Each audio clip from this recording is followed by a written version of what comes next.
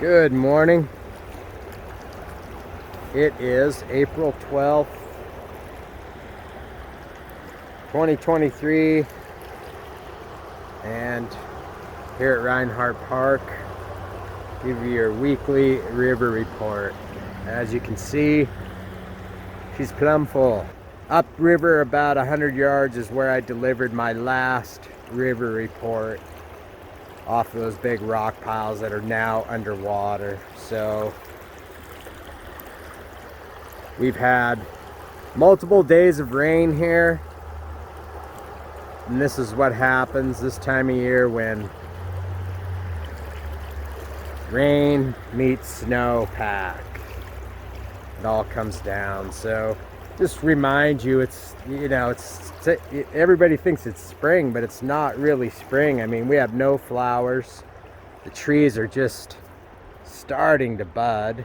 I mean, usually by now our lilacs are in full bloom, just starting to get buds. So kind of right on the edge of post-winter, pre-spring conditions. So it just hasn't really warmed up yet.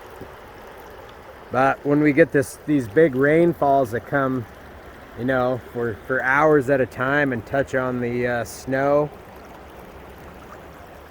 in the low-lying hills, all the big tributaries fill up with water, and this is what happens. Teanaway shoots up, and then of course all the other little tributaries below that shoot up.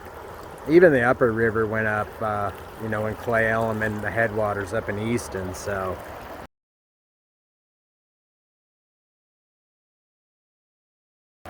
this is not from dumps of water from the reservoirs. They're trying to collect as much water in the reservoirs as they possibly can.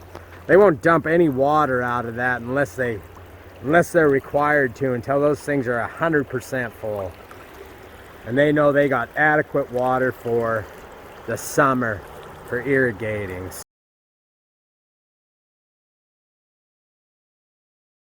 This is all natural, reoccurring runoff. And we're going to deal with this, a couple of more times over the next month, 5 weeks maybe. It's just going to be up and down depending on weather, how warm it gets, if we get more rain.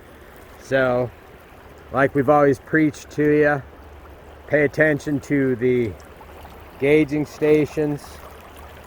The river is easily wadable at 1,800 cubic feet, and today it's double that. So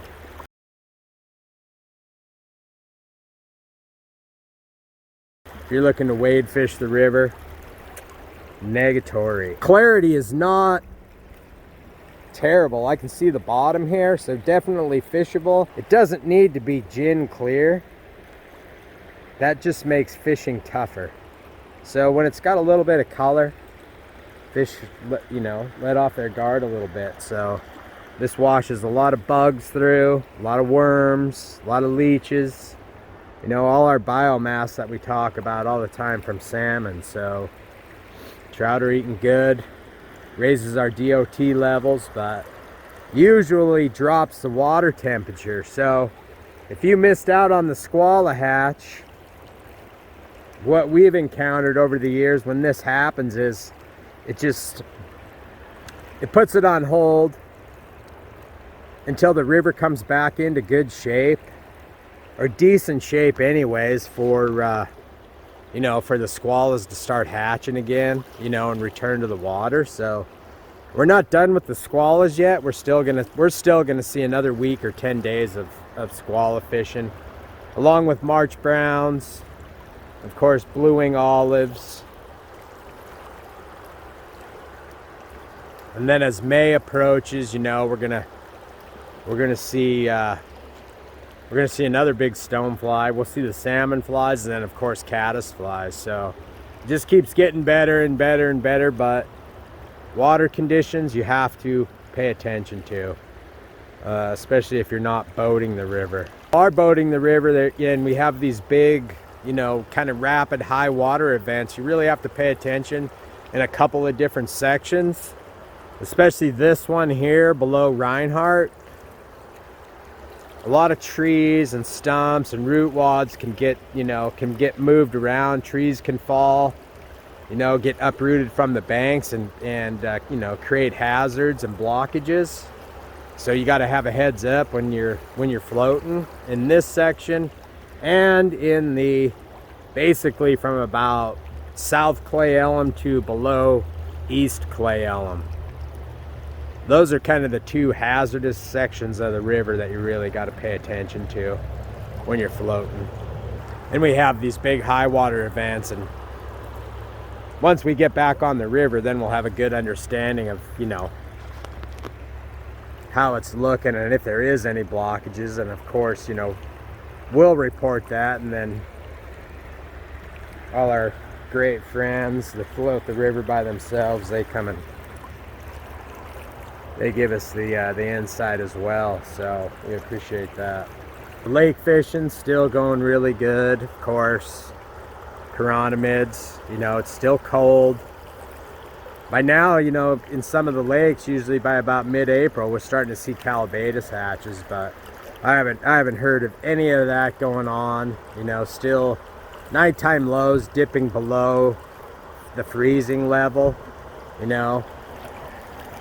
Still getting some ice, so mostly chironomids, daphnia, blob flies, boobies, your favorite chironomid patterns. Then when the chironomid hatches light, you can go,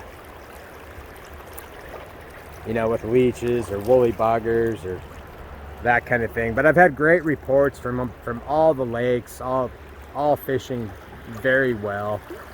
The only negative really impact that I've heard, and it was in reports, is the wind.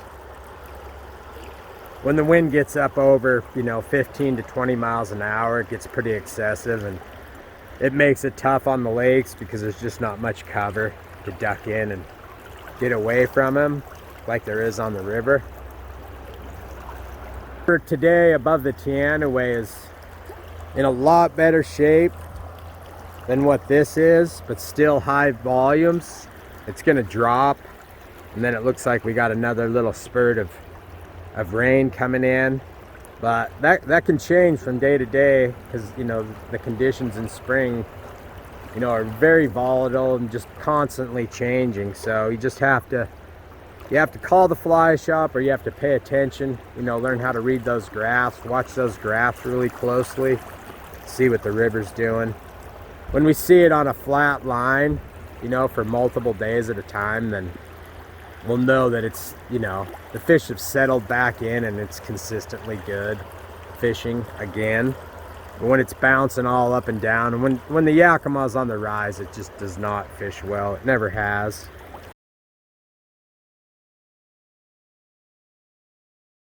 There you go. That concludes the report for today. If you have any questions, contact the pro shop. Happy to help. Give us a call if you want to set up a late spring. We're already booking trips well into the summer months, so plan ahead and have a great hump day. I want to say happy birthday to my little brother Buck back in Butte, Montana, and his son, my nephew Coleman. Hope you guys have a great birthday.